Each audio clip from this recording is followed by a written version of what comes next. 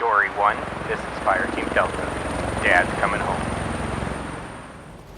Welcome to the Military Veteran Dad Podcast, where it is our mission to bring every dad home.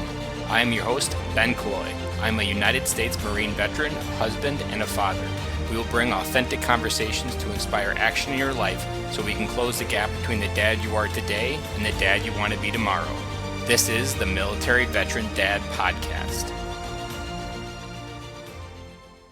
Today in the podcast, we have Kirby Ingles. He joined the United States Army way back in 1996 and is still on active duty today, serving well over 20 years. He is a father to 3 boys and a girl and currently lives with his wife in Springfield, Missouri. He is also the area director for his local Toastmasters Club and works with CASA, Court-Appointed Special Advocate for Children. Kirby, welcome to the show. Thank you. Describe any of the gaps in that intro and a little bit more what your family looks like right now. Well, my family is a blended family. When I was in the military, I ended up getting divorced and remarried. And so my son lives with his mother in Illinois. And since then, I remarried, and we have 2 boys with my wife and a daughter. We have a couple dogs and a couple cats, and we live down here in south central Missouri near Fort Leonard. Nice. So the term coming home to you has probably meant a lot of things through over 20-year service. What does it mean to you now?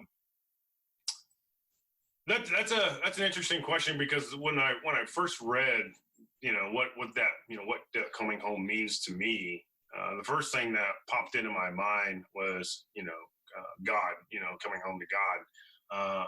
Because since I've been remarried, faith has been a significant part of my life. Now, while in the military, I felt more like a sojourner. So growing up, I didn't have much of a home. I moved just as many times as a kid as I did while I was in the military. So home is kind of almost that place where you just went to at the end of the day. So for me, that takes on a more significant picture for me. And home is a lot of different places. Home is Fort Drum. Home is Arlington Cemetery, where I serve. Home is, Fort Drum, New York. Home is Fort Riley, Kansas. Home is here with my family. So there's you've developed this family over time, and the home is almost like where my family's at. I haven't changed this question around, but you might have an interesting perspective on it. When you think of your kids thinking of coming home and having and a lot of military families deal with this. My wife her parents both in the Air Force 20 years, that the memories get fractured and coming home almost becomes such a distant memory because each home was different. Do you think how do you think they would answer that question? Or maybe what would you have done, or what have you done to help make sure they always feel like they're coming home, even though home keeps changing? Yeah, that's pretty interesting. My kids have probably only seen 2 changes. My daughter has only seen 1 home, but my 2 youngest boys have seen 2, when we were in Virginia and now here. Home is usually where mom and dad's at, I think, in their minds. Since they're 5 and 3, I don't think they have picked up on it. There's grandma's house, and then there's where we live at right now. And my 5-year-old may have some fractured memories of Virginia, and he once in a while says something about it, but he's so into everything else that's going on with school and friends and everything else that I don't really think that he's really developed that sense of home yet, or understanding of what it is. For more like me, before I got remarried, home was going home to my parents' house. And then that kind of started to change over the years. And now home is, like I said, just coming home to my family, kind of like I kind of said like a sojourner, but one of the other things that home kind of means to me, and I hope it's for my kids as well, is that it's a place to go and rest and reflect and just kind of recreate and kind of rebond with my family. And that's why I mentioned all those other places, because it's fun to go back to those places. They're just like home to me, because that's where I lived at. I was a part of the community. I was an integral piece of that, and it was part of me in those organizations that we were, members of. Those are homes to me, and it's always fun to go back and kind of reconnect. So what sounds like a little bit what you're saying is coming home also is making sure you have community to come home to as well. that I think a lot of probably military members don't spend time building roots in the communities that they get transferred to. And it's just the base. It's just the house on the base that they get issued. And it's just a matter of time until they move on to the next place. But I think it's important what you said, that to build those roots, and even if the tree moves, making sure that there's at least good roots, because memories, and you can come home to a city that you haven't lived in 10 years and that can still be like coming home. Like I lived in Okinawa for 3 years, and if I were to go back there, I would still consider it coming home, because like I was almost homesick when I came home for good. Like that was where I called home. I was just visiting home, and I was going back to my home way over on the other side of the world. Yeah, I would say so, that as well. I mean, there's times where, I mean, I reminisce in memories, and I'm just like, man, I really enjoyed my time there at Fort Drum, you know, or I really miss the people that I served with there. And a lot of them are still in that area. They retired there. They stayed there, you know, and I still have roots there. I have roots all over the country. And that's always been, you know, it's that you have that endearment, you know, that place you desire to belong to. And even in those communities, I mean, you know, those communities that you served in, that you helped. I mean, because now part of military services, community service. We all, our organizations, invest in the community, whether it's a school, you know, or a community project or something. We're always doing something to give back to the community to kind of build those relationships, which I think we've gotten better with over the years, and may not have so much prior to that. It was just the military community was a subset of the community. And now then, you know, it's starting to blend together now. Were you always with the community mindset and joining local organizations, or where did that action come from in your life? Did someone model it early on as a mentor? No, I wouldn't say so. This is something I probably stumbled upon, I want to say probably about 5 or 10 years. 10 years, I went through some pretty significant emotional events in my lifetime. I learned some information from when I was a child that really kind of hit me hard. Going through a lot of those memories and unpacking some of the history of growing up in a fatherless home, and something that had this burning desire in my heart to do something about it. And eventually, I had found greater satisfaction and healing in serving the community than I did if I was to sit there and complain about my life, and you know, it sucks and these are the circumstances that have been handed to me. And I decided that enough was enough, and I'm going to go out and do something about it and try and give back and help other young men who were in the same similar situation that may not have anybody. And so that was significant for me. That's something that I found and I was actually shocked at the number of statistics, the number of divorced families in the United States. I knew it was about 50%, but when I started looking at the fatherless boys in homes, I realized that there wasn't enough help out there. I just read something. It was as high as like 37% of kids have a fatherless home. Boys father doesn't come home. Yeah, a father doesn't come home that night, whether it be, you know, for one reason or the other.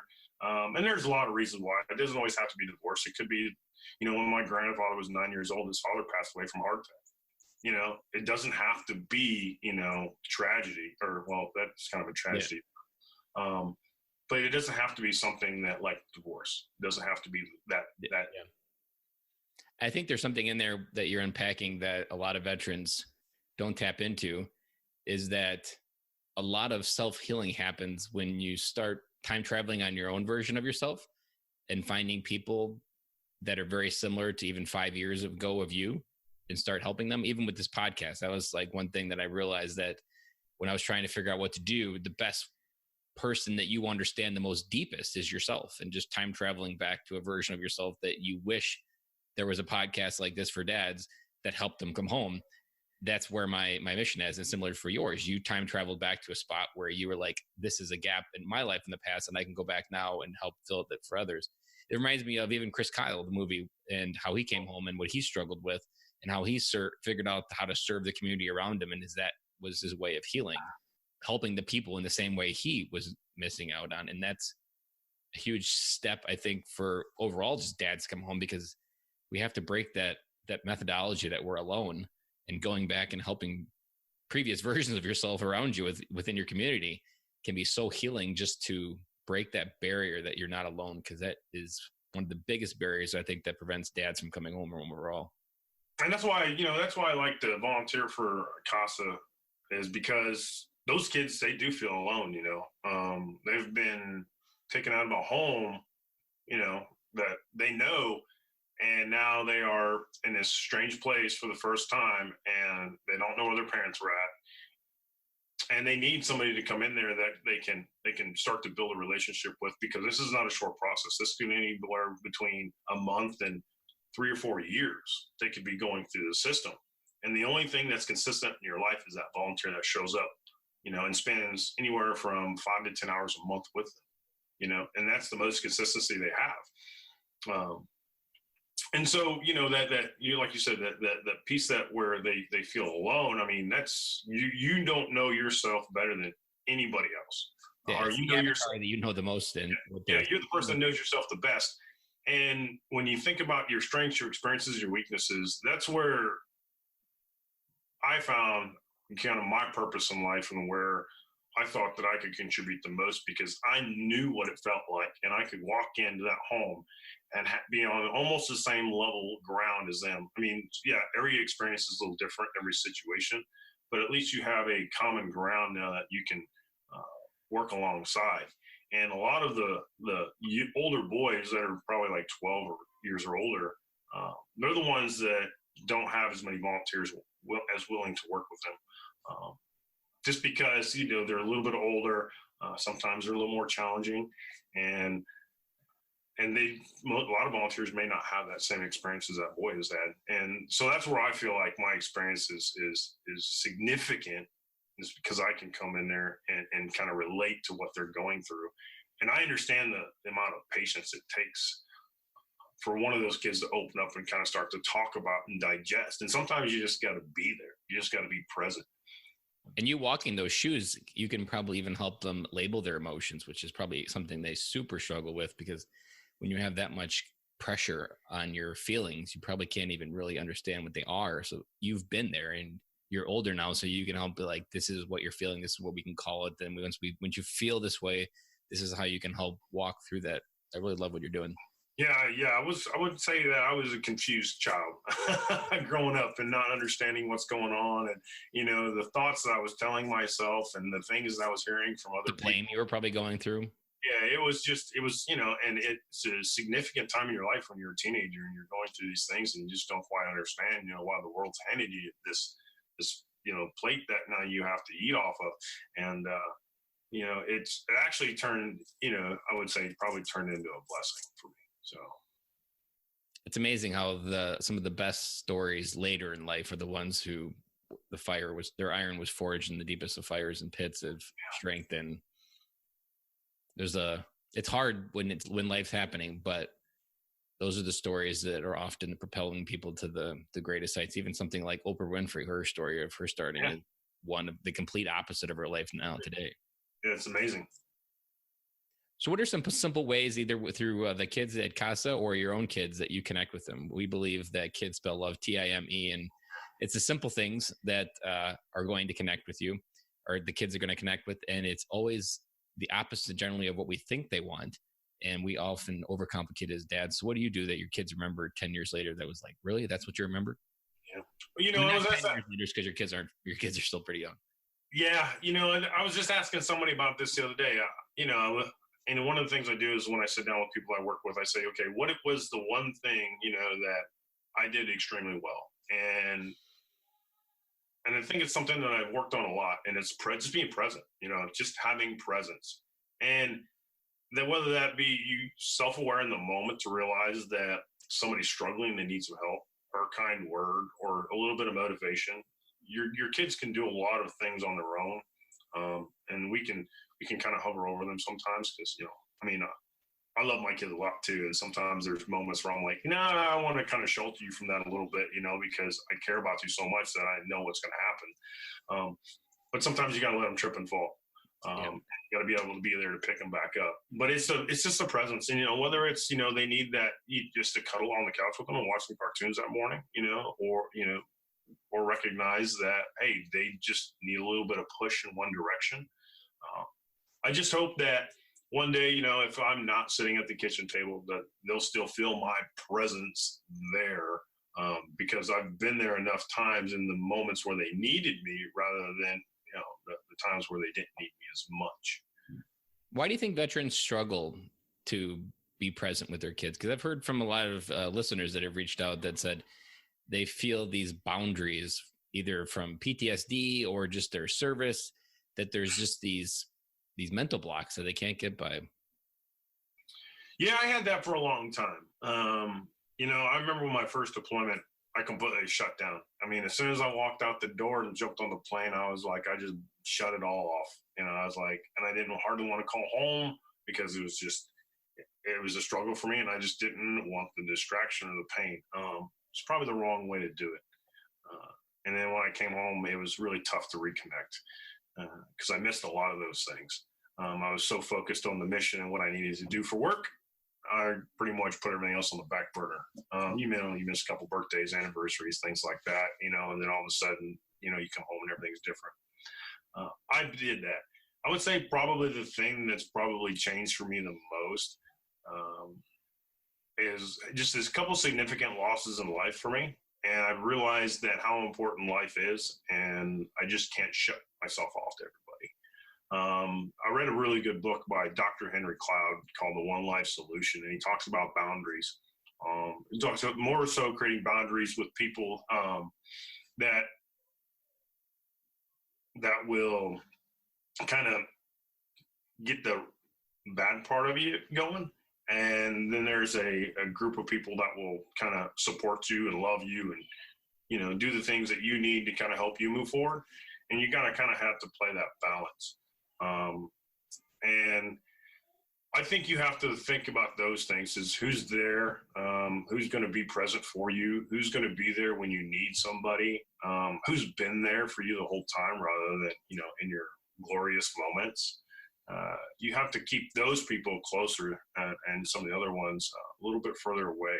But I think it's those emotional boundaries that we keep in our head. And I think sometimes while us in the military, we do it to protect ourselves. I just think we have to have that awareness that there's other people out there that need us, in that moment. And it's sometimes, you got to have your time, but then you got to have that time with them. And it's a struggle because your kids need you now. And that's the struggle, and it's like, you may not be having a great day, but for some reason, it's, especially with my wife, there's moments where she's struggling with the kids and she needs me now, and I'm like, well, I'm kind of doing this right now, but yeah. I have to kind of stop what I'm doing and recognize the fact that she's in a struggle and I need to step up and do what she needs me to do so she can kind of collect herself or do what she needs to do. And so she can come back and be the best mom that she can be. Because we all get to those moments. Yep. Have you lost a close friend to suicide in your service? Yeah, I actually have. I've lost a family member, and I've actually quite a few people I've known over the years.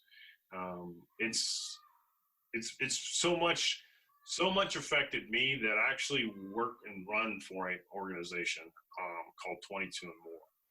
Basically, what we do is we memorialize or keep the memory of a soldier that was lost to PTSD due to they're by their own hand, and we just wear a picture of them in memory of so and so. And the last one I did was Claude C.J. Davis Jr. out of Springfield, Missouri here. His cousin was also a Marine and was lost to suicide a year prior too. And so that family was struck pretty hard. What I'll do is I'll strap the picture, read the story about the family and the soldier or the Marine or airman or whoever, and I'll go out and I'll run in a race or something. And a lot of people in the community, it's amazing. They'll just come by and say, thank you. Thank you for running for, CJ, or thank you for running for this person. And then sometimes you'll get somebody that'll run up next to you and they'll just want to know the story. They just want to hear about it. And it's been healing for me, to go through that process, to kind of to do that and to help this organization out. And, it's kind of helped me get through those moments of where I don't quite understand But, I've also kind of been there myself to where I've had those dark moments in life where, it's been a challenge and a struggle to get through. You think the world's coming down on top of you and you have no hope and lost. And so I can kind of help, bring light to what's going on out there. And I think it's extremely important that, we kind of do things like this to let people know that it's not an easy job and there are people out there that are still struggling. Yep. I was trying to think of the Disney movie name, but there was a Disney movie that came out last fall with Day of the Dead, Mexico. I can't think of it. Yeah, Coco. Coco, yeah. And it reminded me that as long as someone remembers your story, you'll always continue to live. Yeah, there's a good movie I watched recently, and one of the lines in the story of which she was telling her son, you were the story of my life. And so, and that's kind of one of the things I think is important. And I think we'll get to a little bit later as the legacy is like, I think you should tell your story to your kids, because that's important. That helps out with their identity and their understanding of what you went through. And they need to understand that. They need to know that, the sacrifices that you've made, and they need to be able to communicate that. And I think that's what I've been grateful for in my family, is that my family's continued to tell the legacy and the stories of our ancestors. And I've heard these stories and I thought they were heroes as I was growing up. Mm-hmm. And my grandfather was always telling me stories. My, his brothers and sisters would tell me stories.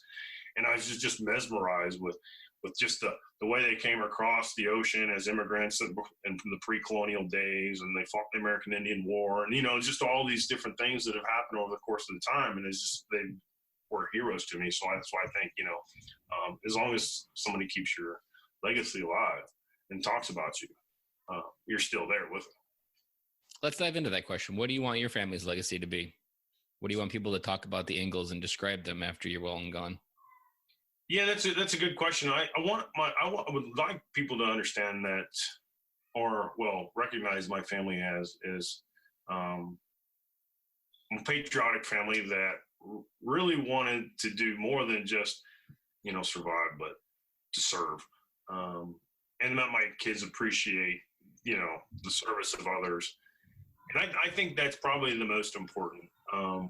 They were, they strive to be, a good Christian home. We're not perfect, but we put our best foot forward, and then we grew together. So one of the things, I went to this workshop one time, and one of the things we did was we created a family vision, and you do things that are in the home to kind of remind you of this family vision that you have, where you want to go. And one of the things we did was we created a tree, and at the bottom it says the Ingles family.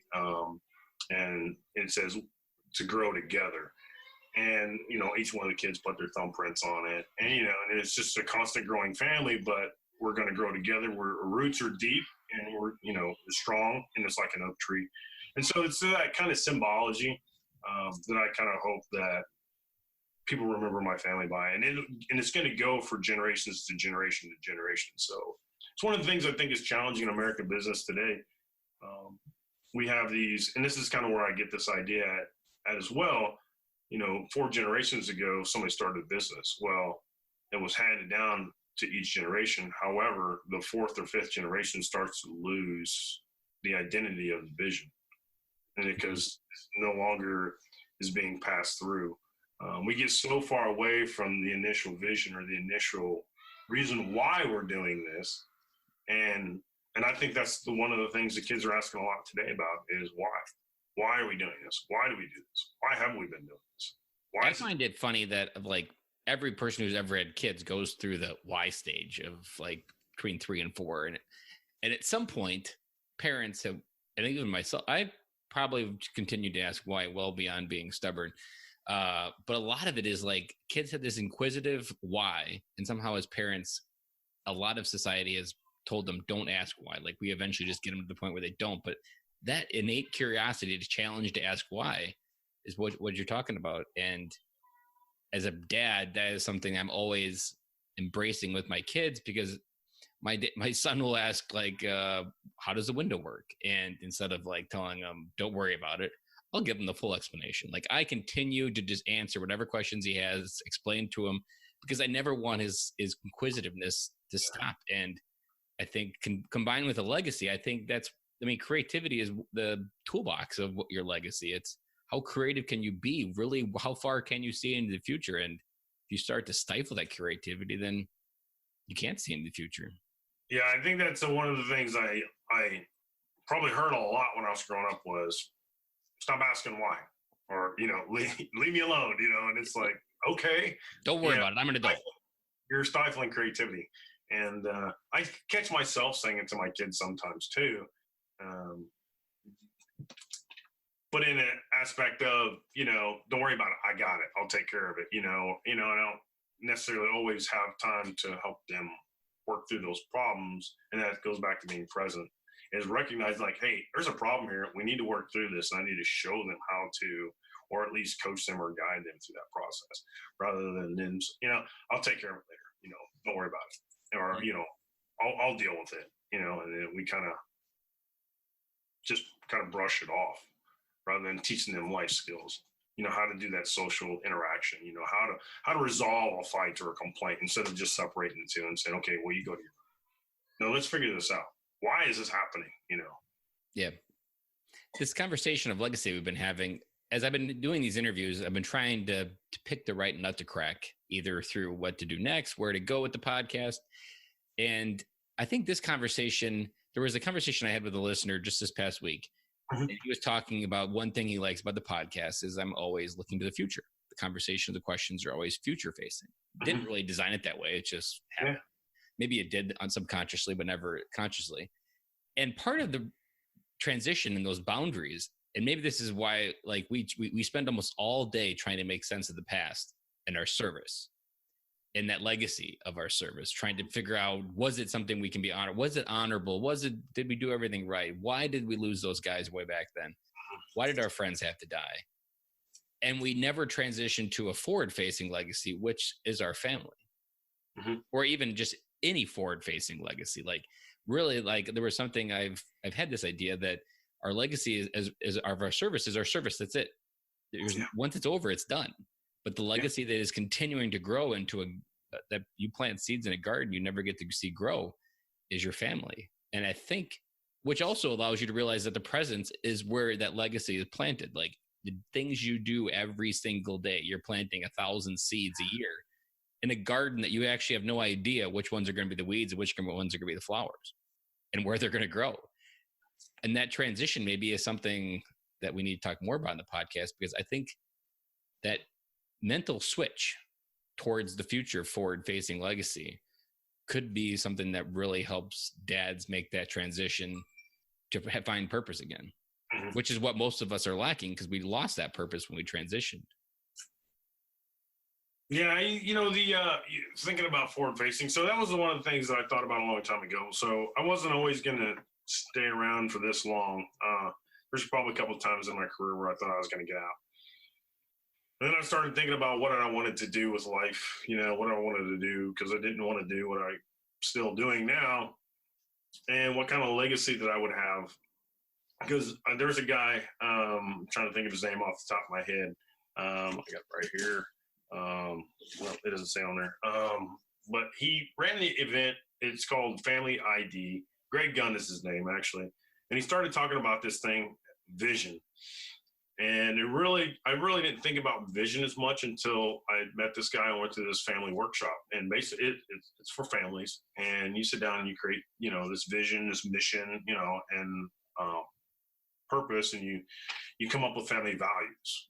And I was like, okay. And he always talked about legacy, and so it kind of just captured me, because he kind of got it. It's not this boring corporate vision you see on some wall. This is about your family, and this is creating families rather than just kind of, lukewarm. This is creating nuclear families that are on fire and that are getting after it and getting things done every day. And it's going to be whatever you want it to be, but this is the legacy that you're going to pass down, and it's going to live generation after generation after generation. So when you're gone, and if you were to come back 4 or 5 generations later, you would still see those values and those things that you instilled in your family continuing to thrive through, because the family continues to pass it through. And so that's when I kind of think of forward facing. And so, like I said, I started thinking about that 10 years ago. And when I first started thinking about getting out of the military, well, the second time probably. But I was like, how was I going to, because I always heard this thing that veterans have a hard time connecting out in the community, because the lifestyle change, the sense of purpose, the bigger mission that they were doing, it's on a smaller level now. I don't necessarily think that has to happen. There's a lot of great organizations that I participate in, like RWB, Blue Star Families, which I worked with on, when they did their caregiver coaching, the Rosalind Carter Institute for Caregivers, which works with spouses of veterans that are dealing with either traumatic injuries or PTSD and trying to get back to some kind of normalcy in life, because they're spending, left their careers happen to where they actually have to help care for the veteran because there's certain things they can't do for themselves. And so I did a lot of coaching through that organization and helping spouses. And so it's just getting back into, finding that niche that, you have, your strengths, and finding to be, continue being part of that community. I love to run. So, there's just so many different organizations that I've found that I could be a part of, like the 22 and more, with suicide. I love to run. So I participate in Team RWB. I do 22 and more. It's 2 for 1. I'm trying to do, trying to help both organizations at the same time with just one event, and I get to connect with veterans. I get to talk to people. I get to tell stories about veterans. I keep the, this heroism, right? That these, because not everybody can join the military, and there's a very small percentage of people that are actually in America that are part of that community. And I think it's a very special community, and we have to tell our story. And kind of goes back to what we were talking about with Coco in the movie. You have to continue to tell the story. And as I think the more you tell it, the more people begin to understand it and figure it out. And I think it becomes easier for us because now you have that broader sense of purpose now. And you can kind of expand on that as much as you want or as little as you want. You can do that in your local community, or you can kind of do it on a more national level if you want, or a state level. I love all of that. There's nothing to really add to it. It's perfect the way you said it. What advice would you give to a dad looking to come home to his marriage? Show up, it's kind of like, I think that's my word for 2019 is presence, for whatever reason, because I keep repeating it. That's why they call it a gift. Yeah. It's just being considerate. I'd say my first marriage, I really wasn't as considerate. I made a lot of mistakes. I just thought it was something that you did, because I had bad experiences. I watched my mother divorce 3 times in my first 18 years of life, and so I didn't really quite understand it. And I had not the greatest examples of step-parents. And so knowing how to treat my wife and how to express my expectations wasn't there. And I think after going through the first divorce and then kind of doing some professional development and working on me and trying to figure out who I was and what I wanted to do, and what kind of dad I wanted to be, what kind of man I wanted to be. And then I just started figuring, once I met my wife and we got together, we sat down and we spent a lot of time talking about major issues. And it's just being able to have that conversation with her and communicate and understanding what her expectations of me are, which I don't always meet all the time. And that's okay, because she's not always going to meet mine. At least they're verbalized. That's the most important thing. Yeah, at least know what you're missing. Yeah. I listened to unspoken ones that kill you. I listened to the speaker one time, and he was telling me, or not telling me, but a group of us, he's like, look, you have this box of expectations that you have that you grew up with, and this is what you learned as expectations. And your wife has this box of expectations. You grew up in 2 different households. You cannot give your box to somebody else because it belongs to you. And so he goes, stop trying to give your box to somebody else. He goes, those are your expectations. You need to have mutual expectations. You guys need to unpack your box and take some of those expectations out, because you have to have a box that you have to develop together. And so he's like, just basically stop putting your expectations on everybody else, because she has a whole different set of expectations. And, it's a little interesting for me because my wife, she, her dad went to Korea and met her mom. And so her mom's Korean and her dad's American. And so when I came in the picture, I'm this, American soldier that grew up on a farm and has all these different expectations because I grew up in South Central Illinois and it's completely different than her expectations. And so we start to clash in the beginning, because even the expectations with my in-laws are different. And so we've had many, many clashes, but we've just had to persist through them and work through those pain points and try and get beyond that. Where in South Central Illinois did you grow up at? I grew up in Hillsboro, Illinois, which is about an hour north of St. Louis and an hour south of Springfield. My mother-in-law lives about 30 minutes east of Bloomington, so I wasn't sure where at the area. Oh, yeah. Because Illinois is big, so like South Central could be like almost half the bottom. Right. So, yeah, that's not too far away. I know where Bloomington's at. But, yeah, so it's just working through conflict. It's conflict resolution. And I think when we experience conflict today, and you can kind of see it throughout the nation, even the world, that seems to be it. People explode. There's this extreme. Won't go to one extreme or the other.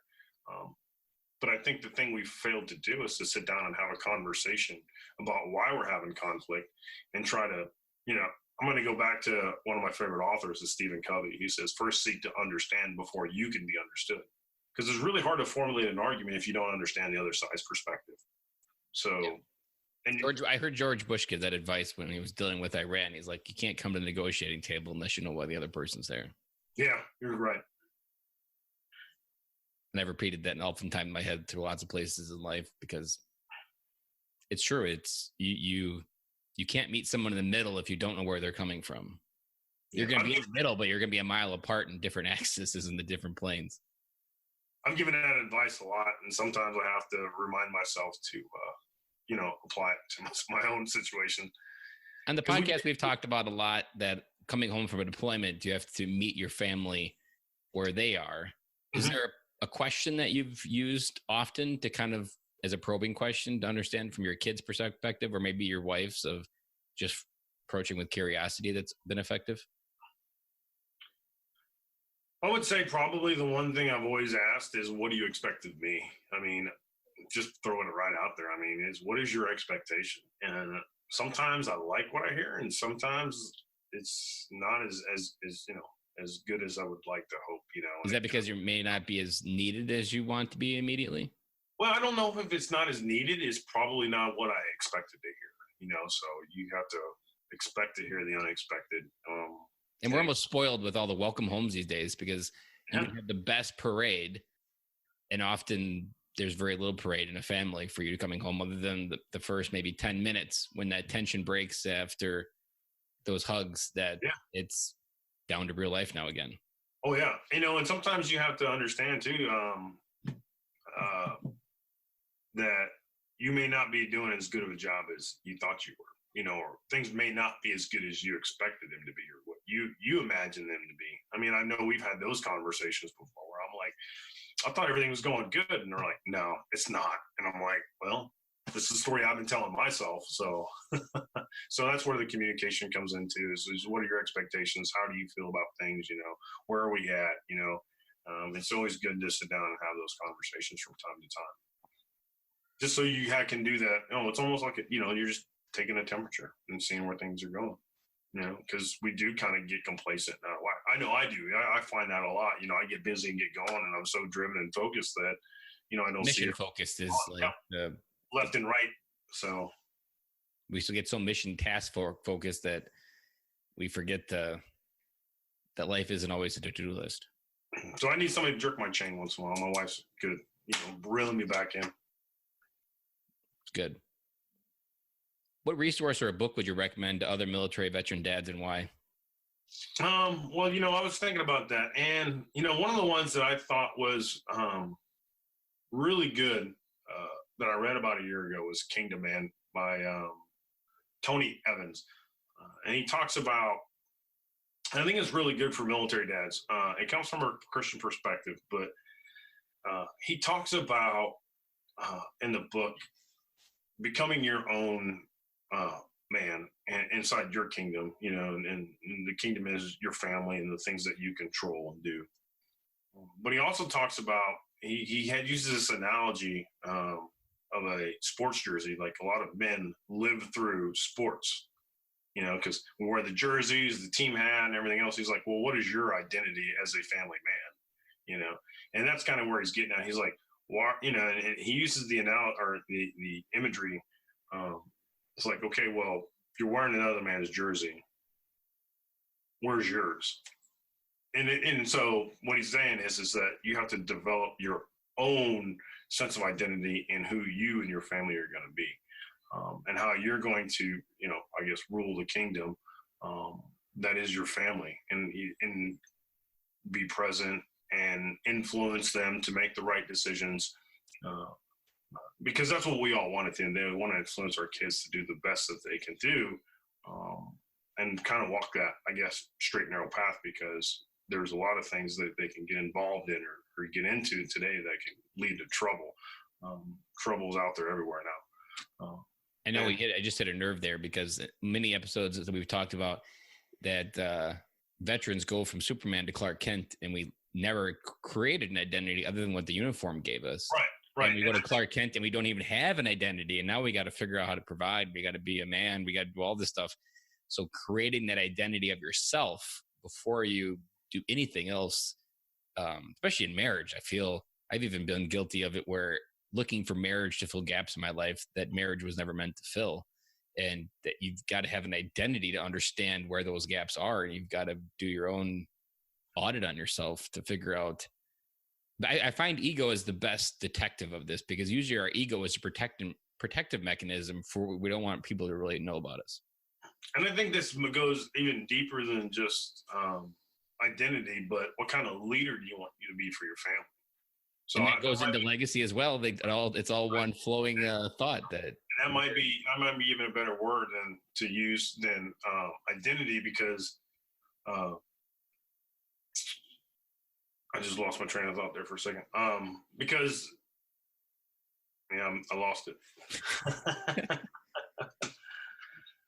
But I think, you know, being a leader to your family is probably the thing that we all want to do. I remember where it was at now, because I've been in the military long enough to where I've been a lot of great leaders.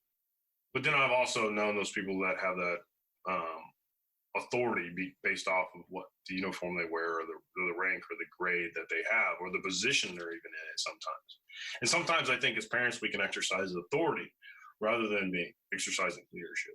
So a lot of the same leadership principles that we learn in our organizations and in our, you know, military history, we can apply to our families. It's not all just authoritative. It's the coaching, the leading, the mentoring, the setting by example, you know, the keeping the family informed of what's going on.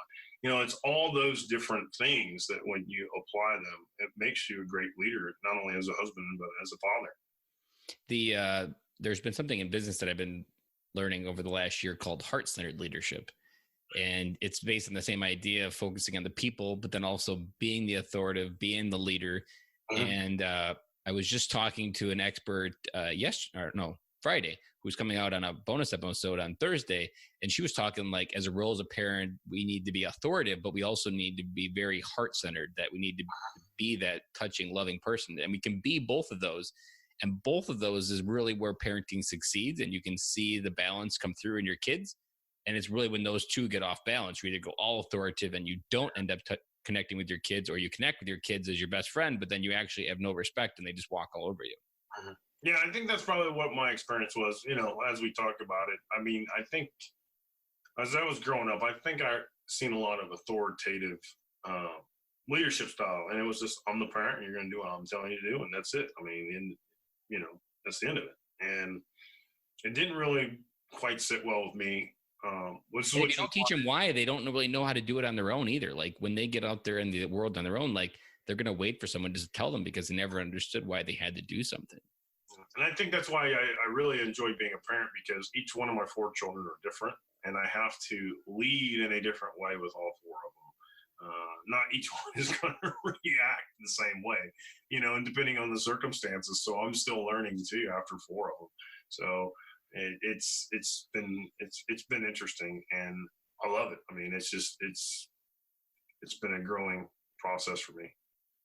What is a parting piece of advice you want to leave for military veteran dads? Maybe a friend that you'd want to leave a message for, that if he's listening, or just in general, what's a piece of advice to bring dad home?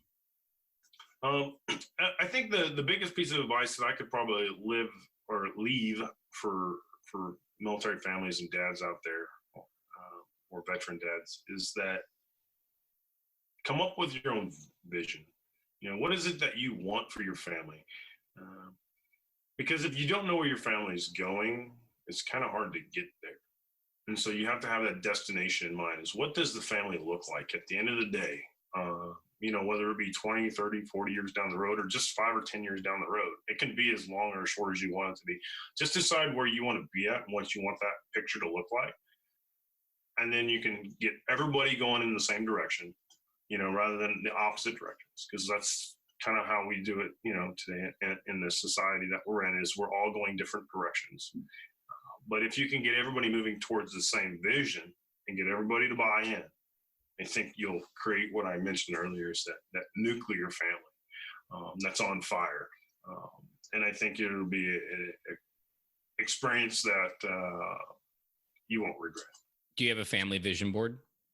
Actually, I do. So I haven't done that, but maybe this episode will inspire to really just clip magazine pictures out, do all the different things to make a board of where we want to be, to remind ourselves why, going back to why we're doing what we're doing, so that way the daily steps lead up to the investment we want from tomorrow.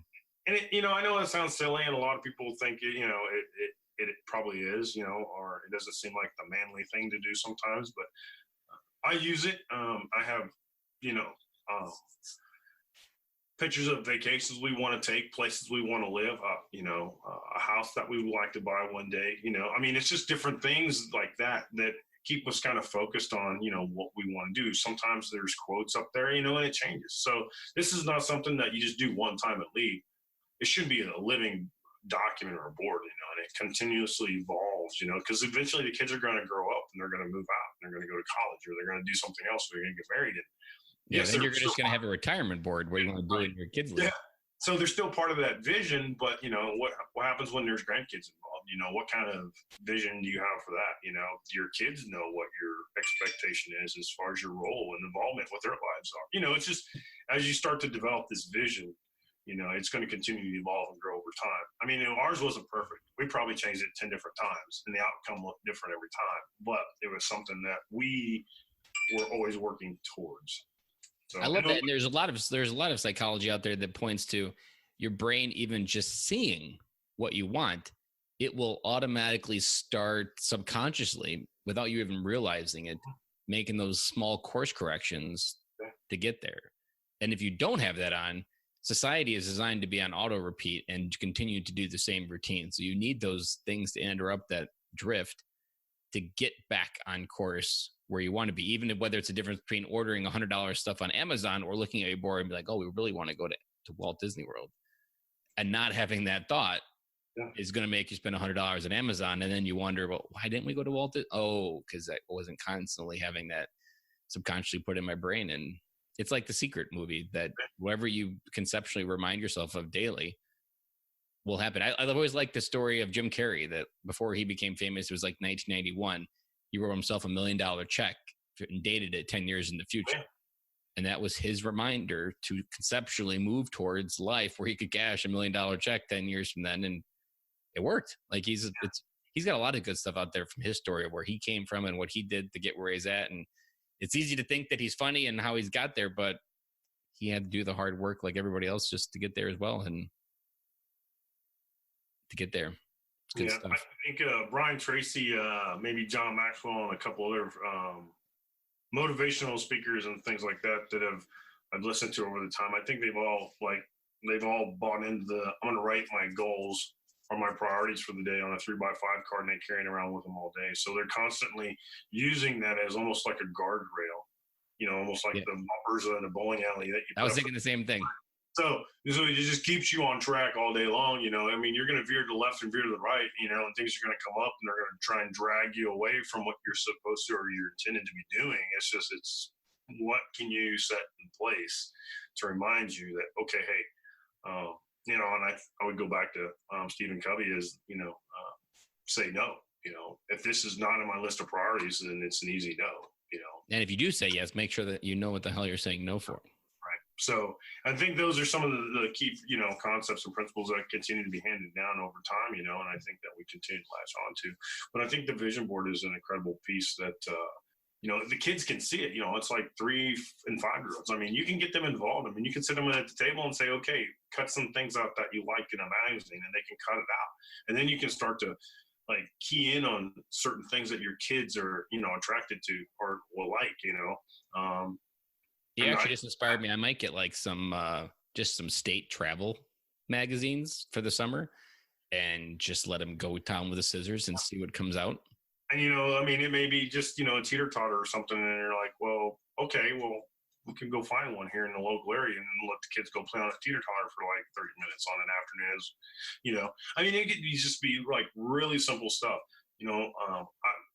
Half my kids' Christmas list probably comes from doing stuff like that, because now I know, instead of me trying to ask them and then them going, I want this. Or we just answered ourselves and then wasted a bunch of money that didn't actually matter, and then the toy gets played with for 10 minutes and then let them go at it themselves, but to get them to buy in, my son probably doesn't know anything about values right now. He probably knows the things that I'm teaching him right now, but if I would say, okay, these are our 5 family values, okay, now cut me out some pictures, that's a little bit too advanced for him at this point in time, as for a 5-year-old or even a 3-year-old. But can they see things that they appreciate, and they love and they care about? And we can kind of incorporate some of that. So now that they have buy-in, because it's not about us as the parents, it's the entire family has to buy in. And that kind of getting away from the authoritative family figures and having, like I said, that nucleus where, everybody's functioning as one unit rather than 8 individual units or 5 individual units or however big your family might be. Well, just in that last 5 minutes, I think I blew myself away with our conversation and what we should do. So over the last hour we've been talking, I know we brought some mini dads home with this one. I know this episode is going to crush it.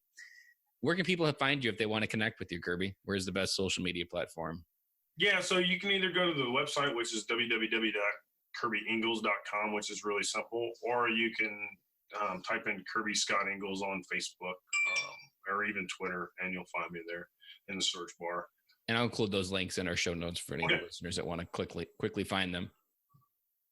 Well, Kirby, I really appreciate you coming on the show, and I'm really glad we got to tell your story. As we were pre-talking before the show, I was like, this is going to be something special that I didn't really know about when I invited you on.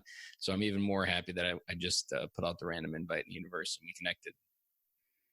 All right. Well, thank you very much. Thank you. That's a wrap.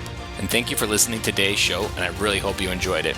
The lifeblood of any new podcast are the reviews. If you haven't reviewed the podcast yet on iTunes, I would really appreciate it, and you will help us get the message out to even more military veteran dads. As John Maxwell says, if there is hope in the future, there is power in the present. Dads, it's time to come home.